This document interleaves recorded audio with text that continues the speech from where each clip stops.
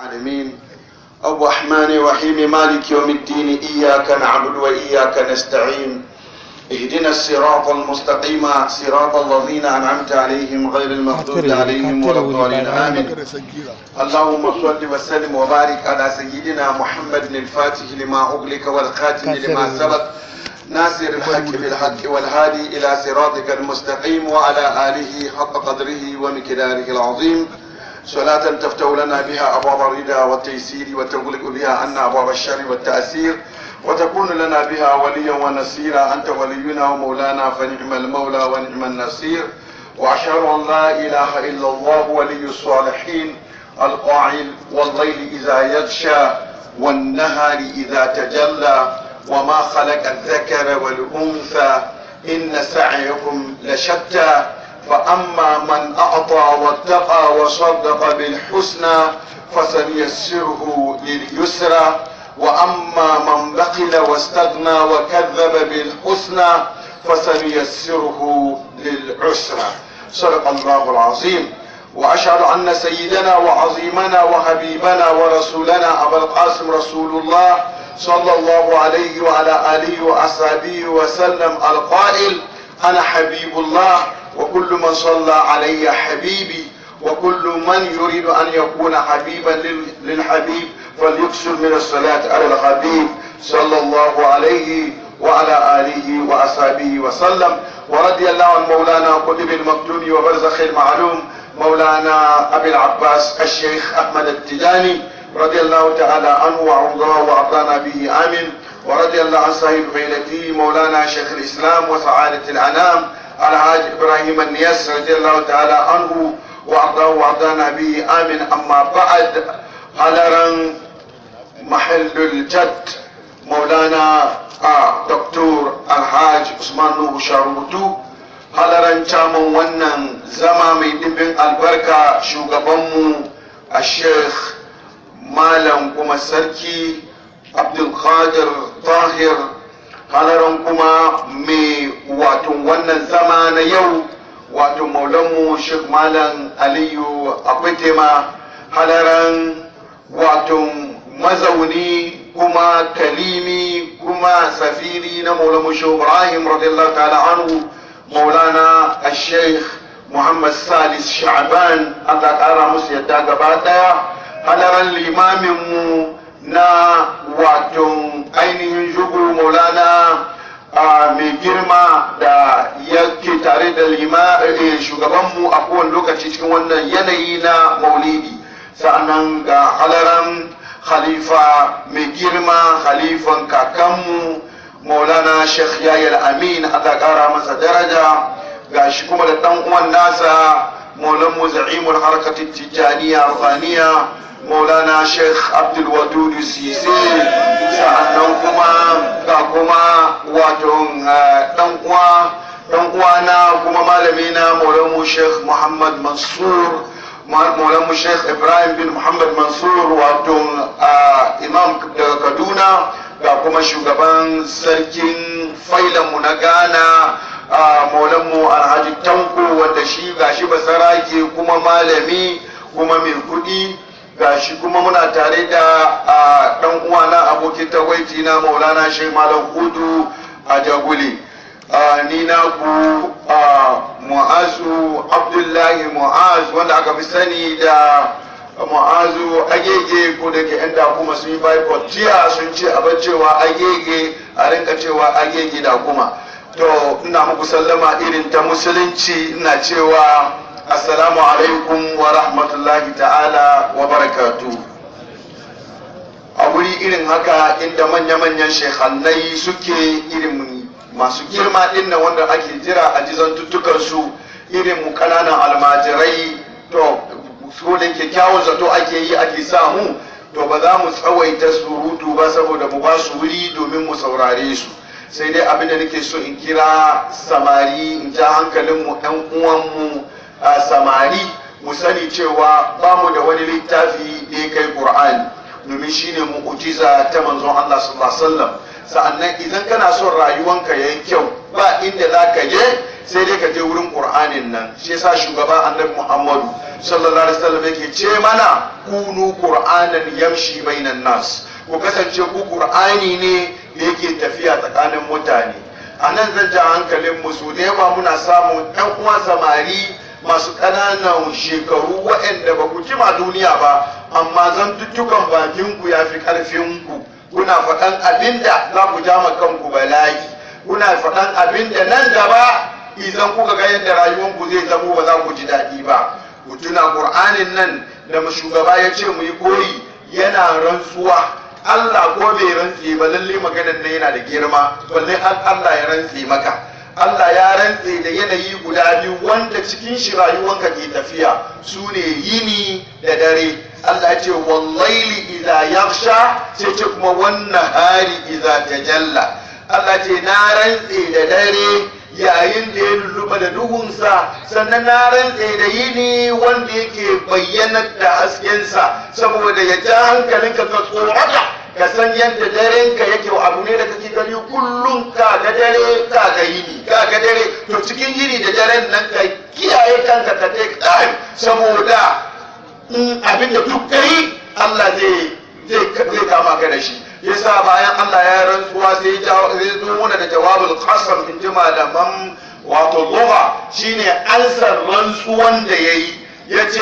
wa ma khalaqa dhakara wal unsa, ba tun bayan ya rantsuwa na uku ya rantse da shi kansa, ba ya rantse da zamani da kai dan adam kake tafiya, sai rantse da shi kansa, shi Allah yake rantsuwa da abin da ya halitta masu girma kuma guda biyu, su ne mutum da namiji da mace. wa ma khalaqa dhakara wal unsa, sai ce inna sa'ayakum la shatta. Ku dukan ku ɗan adam, hanyoyin ɗabi'unku daban-daban ne, rayuwanku daban-daban ne. Jama'a, kowa ɗabi'ansa ba irin na ɗan uwansa bane, kowa ɗabi'ansa daban. Yadda ka ga fingerprintin mu ba iri ɗaya bane, haka nan ɗabi'ar rayuwanmu ba iri ɗaya bane. Wani abun kana so, wani abin ɗan uwanka bai so, wani abin ba ka kana kyama, wani abin dan uwanka shi kuma yake so. Yanzu ka duba, za ka ga a China, za ka ga wanda zai ɗauki ɗanyen tsutsa yana ɗiba da hannun shi yana ci kamar taliya, bai damu ba, shi ya mai. Amma kai da za ka gani, za ka ga abin bai maka, saboda yanayin ku ba ɗaya ba. Allah ya yi masa irin yanayi da shi bai kyaman tsutsa, kai kuma ya maka yanayi wanda kai kana kyaman tsutsa. To da Allah ya rantso nan domin ya ji hankalinmu ne gane cewa ko mai ka gani din nan ba yanda za a yi dan uwanka ya zamo yanda kake, domin Allah ya bari kowa ya zamo daya, kamar Allah ya gaci ya kenan. Yasa Allah ya yi mu kowa daban-daban, halittar mu daban-daban, ko da mun yi kama da juna za a samu wani abu da yake daban. Haka na ɗabi'an, ko da ɗabi'an ku iri ɗaya ne. Ba ganin malaman sanin ɗabi'a suna cewa mutane sun kasu kashi biyar, akwai introvert high one da kuma na ƙasa low one, sannan akwai extrovert high one da low one, sannan akwai spine, wanda yake kowanne su yana da yadda yake rayuwan shi, wanda ɗan uwansa bai da wannan rayuwan. Shi sa wannan Allah na nuna mana cewa ɗabi'an mu ba zai taɓa zuwa daidai ba. To amma sai Allah ya ɗora mu kan wani skeli wanda kowa ne zamo mana. Kana da ɗabi'a mara kyau da ɗabi'a mai kyau, yi ƙoƙari ɗabi'a mai kyau ɗin ya rinjayi mara kyau, domin shi shaɗan in ya gane ɗabi'an ka mara kyau, ta nan yake ta bulonka. Ɗabi'an ka mara kyau ɗin ne sai ta kawata maka. Sai saka ji can Allah na cewa kad zayyana lahum ash-shaytanu a'malahum, Allah ya kawata musu ayyukansu ta ɓangaren da bai da kyau, ta ɓangaren weakness naka, nan shaɗan ke karewa da kai ya bari ka ta samu. In ya ga kai mai son ƙarya ne sai kawata ma ƙarya, in kai mai son zage-zage ne sai ta kawata ma zage-zage, har ya bari wata rana ka zagi ɗan uwanka, tun kana zagin matanka, ka zo kana zagin ƴaƴanka, ka zo kana zagin shugabanninka, har ka zo kana zagin ma waɗanda suka gabata manya-manya, waɗanda bai kamata a ce irinka ya yi wannan zagi ba. Har ka kai ka kana zagin kuma kai na ɗariƙa ne, Allah kiyaye. Kaga mutum ya je yana zagin wai Shehu Tijjani da kanshi, yana kuma raina Shehu Tijjani, alhalin Maulan Shehu Tijjani na cewa man sabbana in lam yamut mata kafiran. Allah kiyaye. Wanda ya zage mu, man sabbana in lam yatub, wanda ya zage mu in bai tuba ba, a ƙarshen shi zai mutu kafiri. Allah kiyaye. To ba shehu tijani da kanshi ba hatta waɗannan halifofin nasa in kana zagin su wallahi baka tuba ba wallahi zaka mutu karshen ka zaka mutu cikin wadon halaka Allah kiyaye sai sa Allah ya yi mu kowa da irin nashi ɗabi'a amma ɗabi'an nan akwai akhlaqul mahmuda akwai kuma akhlaqul mazmuma muna da ɗabi'u masu kyau muna ɗabi'u mara kyau ɗabi'u masu kyau su ake son ka ɗaukaka idan ka ɗaukaka shaitan bai iyaka amma in ka bar ɗabi'un ka mara kyau suna riga shaitan kuma ta wurin zai ta bulo haka samu shi yasa ba abin da kuma zai baka karfi ka iya ka danne mafi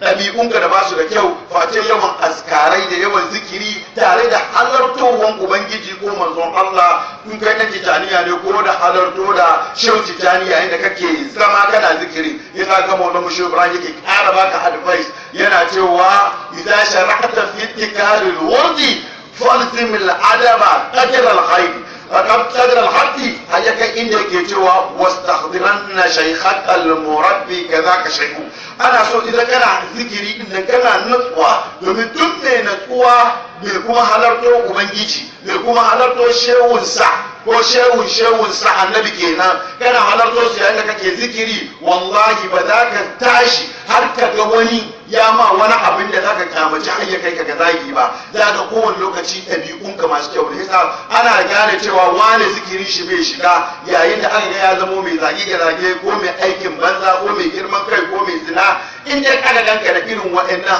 halaye ana gane cewa zikirin ka bai kai zuciya ba domin zikiri idan ka shiga cikin zuciya tana natsar da mutum ne ala bi zikirillah tatma'innul qulub yasa ku muridai da kuke zaben shehannai na zamani ba mutum ya zo ya tarike ma tarbi ruwa na zubowa shine abin da ake bukata ba domin karama yana iya zama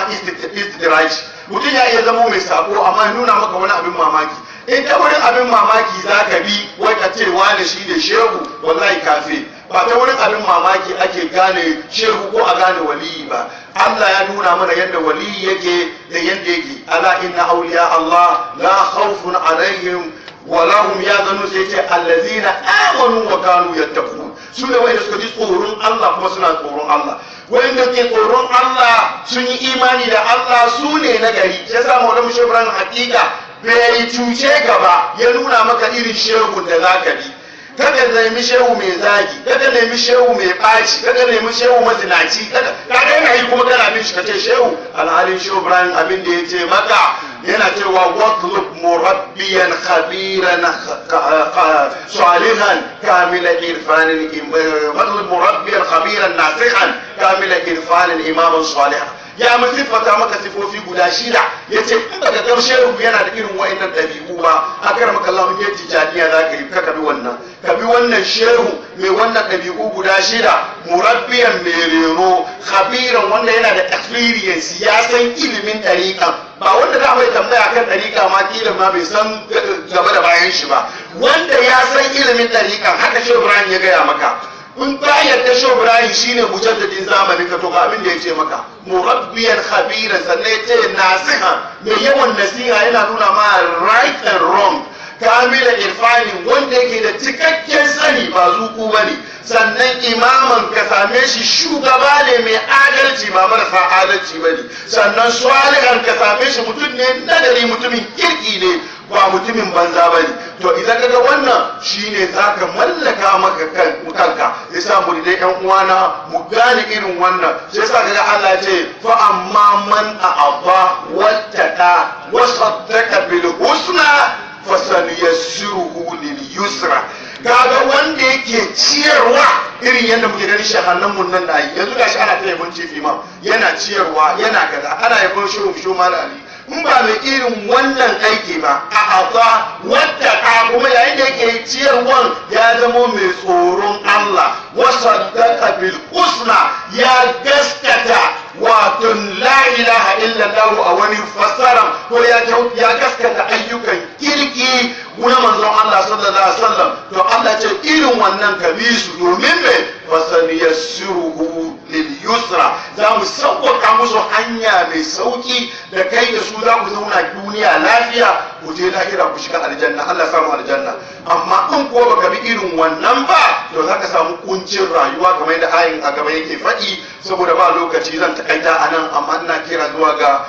muridai don Allah mu natsar da kanmu, mu san irin waɗanda za mu yi koyi da su, mu san irin yadda za mu zauna, mu zamo kuma masu ladabi masu biyayya, kuma Allah ƙara haɗa hankulanmu. ɗan uwanmu 'yan Tijjaniya waɗanda har yanzu ba su fahimci ina aka dosa ba, Allah ya ja mana su, ya ba su iko su dawo su ga cewa ga alƙibla ga inda za a dosa. Allah ya mana haka, musulmai duka Allah ya yaye mana, Allah ya yaye mana. Muna roƙo kuma a wannan farfajiya a ƙara muna addu'a. Baitul Miqdisi tana cikin tsananin hali. Baitul Miqdisi a Palestine ta shiga hannun Yahudu, ta mamaye ta. An ce ma kwanakin baya ba liman, ba ladan, ba mamu a Baitul Miqdisi. Mun zauna irin wannan zama wurin yin addu'a, muna jan hankali yadda Baitul Miqdisi zai dawo asalinta. Wassalamu alaikum wa rahmatullahi ta'ala wa barakatuh.